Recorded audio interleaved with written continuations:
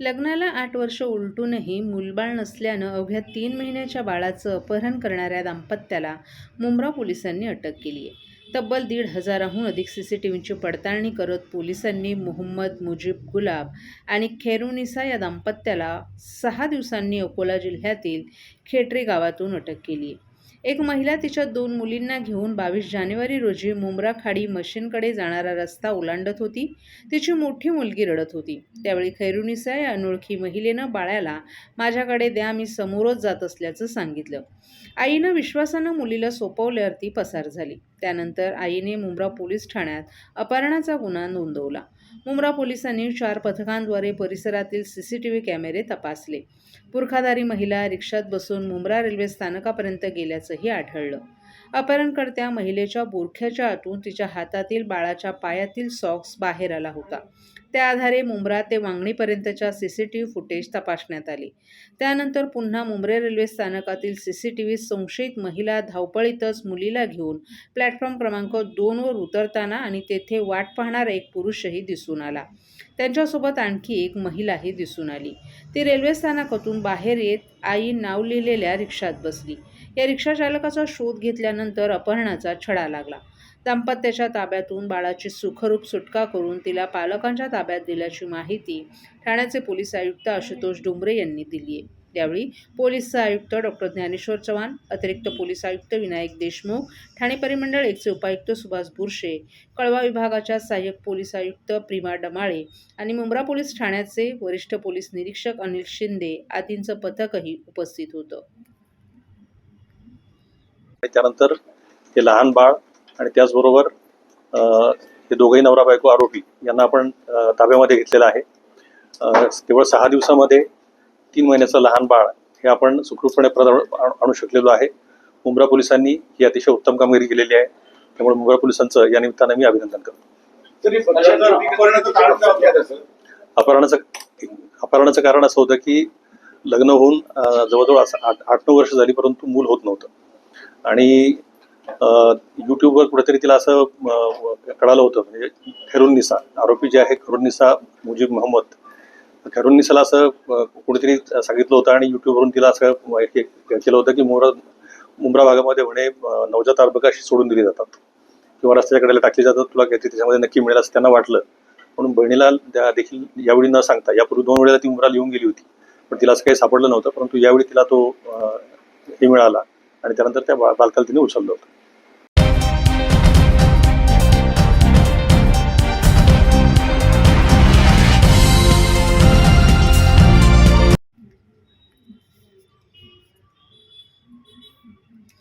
ठाणे महानगरपालिकेच्या महापौरपदी शर्मिला पिंपळ गायकवाड यांच्या नावाची घोषणा.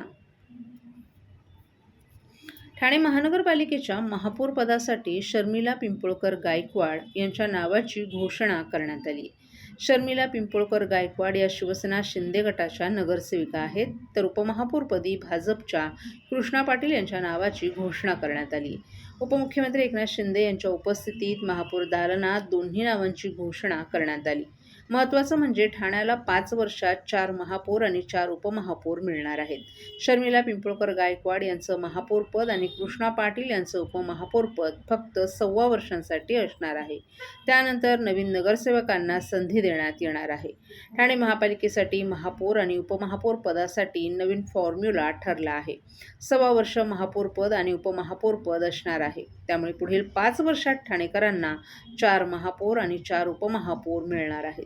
महापौर पदासाठी अनेक नगरसेवक इच्छुक आहेत. त्यामुळे नाराजी दूर करण्यासाठी एकनाथ शिंदेंनी महापौर पदासाठी नवा फॉर्म्युला ठरवल्याची माहिती सूत्रांनी दिली आहे.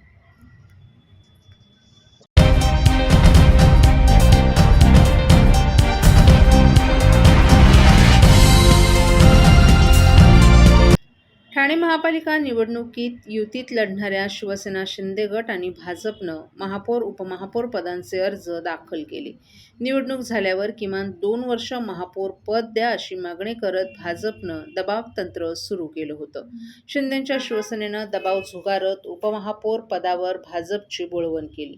भाजपच्या नेत्यांनी विरोधी पक्षात बसण्याचा आग्रह वरिष्ठ नेत्यांकडे धरला, परंतु त्यांनी मुंबई, कल्याण, डोंबिवली पालिकेतील राजकीय गणितं मांडत स्थानिक नेत्यांचा प्रस्ताव प्रस्ताव झुगारून लावला. 5 वर्षातील पहिले आणि शेवटचं 1.25 वर्ष उपमहापौरपद, 3 प्रभाग समित्या आणि 2 विशेष समित्या 5 वर्ष देण्याची तयारी शिंदे सेनेनं दाखवली होती. भाजप नेत्यांनी त्याहून अधिकची पदं देण्याची मागणी केली होती. 5 वर्षातील पहिलं आणि शेवटचं 1.25 वर्ष उपमहापौरपद, 3 प्रभाग समित्या आणि 2 विशेष समित्या 5 वर्ष देण्यासह भाजपनंही स्थायी समिती आणि परिवहन समिती सभापतीपद 1-1 वर्ष देण्याचा प्रस्ताव मांडला होता. परंतु शिंदे सेनेनं स्थायी समिती आणि परिवहन समिती सभापतीपद देण्याची अद्याप तयारी दाखवली नाही. तूर्तास भाजपला केवळ उपमहापौरपद देऊ केल्यानं भाजपमधील एक मोठा गट नाराज आहे. सत्तेतील सहभागात अपेक्षित पदं मिळत नसल्यामुळे विरोधी पक्षात बसण्याचा आग्रह भाजपच्या नेत्यांनी वरिष्ठ नेत्यांकडे धरलाय. परंतु या नेत्यांनी मुंबई, कल्याण डोंबिवली पालिकेतील राजकीय गणितं मांडत स्थानिक नेत्यांचा हा प्रस्ताव झुगारून लावलाय.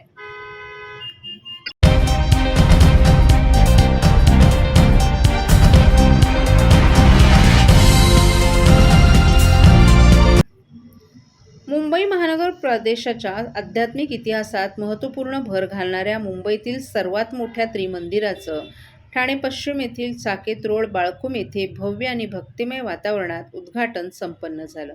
शुक्रवारी 30 जानेवारी ते रविवारी 1 फेब्रुवारी या दरम्यान पार पडलेल्या 3 दिवसांच्या प्राणप्रतिष्ठापना अभिषेक सोहळ्यानं या त्रिमंदिराचं विधिवत लोकार्पण करण्यात आलं. महावीर जैन ट्रस्ट यांच्या पुढाकाराने, दादा भगवान फाउंडेशनच्या सहकार्याने आणि ठाणे महानगरपालिकेच्या पाठिंब्यानं उभारलेलं हे त्रिमंदिर केवळ एक प्रार्थनास्थळ न राहता सर्वधर्मीय एकता, सुसंवाद आणि आध्यात्मिक समन्वयाचं केंद्र म्हणून उदयास आले. या त्रिमंदिरात श्री सिमंदर स्वामी, जैन धर्म, भगवान शिव, शैव धर्म आणि भगवान कृष्ण, विष्णू अवतार यांच्यासह एकूण 25 पूजनीय देवतांची एकाच व्यासपीठावर प्राणप्रतिष्ठापना करण्यात आली आहे. विविध धर्मांच्या श्रद्धांचा दुर्मिळ संगम सर्व धर्मांच्या समानता, परस्पर आदर आणि सहअस्तित्वाचा प्रभावी संदेश देतो. या उद्घाटन सोहळ्यादरम्यान उपमुख्यमंत्री एकनाथ शिंदे यांनी हे त्रिमंदिर समाजातील एकता आणि सुसंवादाचं सशक्त प्रतीक असल्याचं सांगितलं. विविध धर्मातील लोकांना एकाच छताखाली एकत्र आणणारे हे मंदिर ठाणे शहरासाठी आणि संपूर्ण मुंबई महानगर प्रदेशासाठी अभिमानाचा विषय असल्याचंही त्यांनी नमूद केलं. यावेळी आशर ग्रुपचे अध्यक्ष आणि व्यवस्थापकीय संचालक तसंच महावीर जैन ट्रस्टचे व्यवस्थापकीय विश्वस्त अजय आशर यांनी आपल्या भावना व्यक्त करताना हे त्रिमंदिर सर्व धर्मियांसाठी आत्मचिंतन, आंतरिक शांती आणि बंधुतेचं केंद्र ठरेल असं सांगितलं. 3 दिवसांच्या सोहळ्यात पारंपरिक धार्मिक विधी, अभिषेक, आध्यात्मिक प्रवचनं आणि भक्तिपर कार्यक्रम मोठ्या उत्साहात पार पडले. या कार्यक्रमात ठाणे, मुंबई तसंच परिसरातील विविध धर्मांचे भाविकही मोठ्या संख्येनं उपस्थित होते. त्रिमंदिराच्या उद्घाटनामुळे ठाणे शहराच्या आध्यात्मिक आणि सांस्कृतिक वैभवात भर पडली असून हे केंद्र भविष्यात सर्व धर्मियांसाठी श्रद्धा, शांतता आणि सामूहिक कल्याणाचं प्रमुख स्थान ठरेल असा विश्वासही व्यक्त करण्यात येत आहे.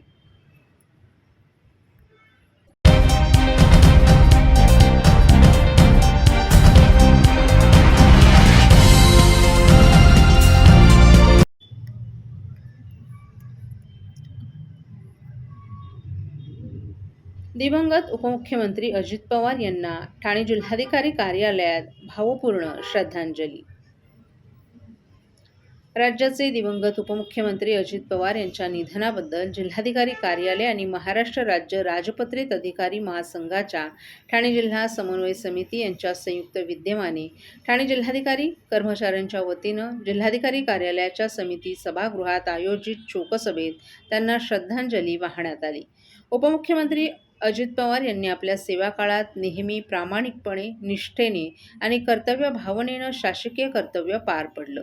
त्यांच्या निधनानं राज्य शासनानं एक कर्तव्यदक्ष, शिस्तबद्ध आणि वक्तशीर नेतृत्व गमावले अशी भावना जिल्हाधिकारी डॉक्टर श्रीकृष्ण पांचाळ यांनी उपस्थितांच्या वतीनं व्यक्त केली.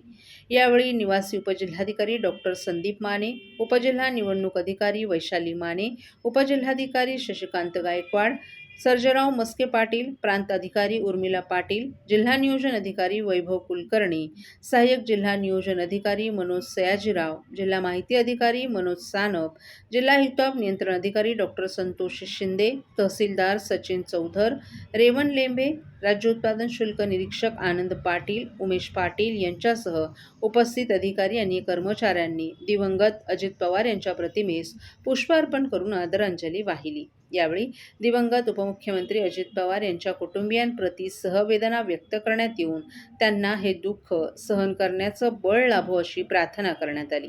यावेळी जिल्हाधिकारी कार्यालयातील मोठ्या संख्येनं उपस्थित असलेल्या अधिकारी कर्मचाऱ्यांनी 2 मिनिटं मौन पाळून दिवंगत अजित पवार यांच्या प्रतिमेस पुष्प अर्पण करून श्रद्धांजली वाहिली।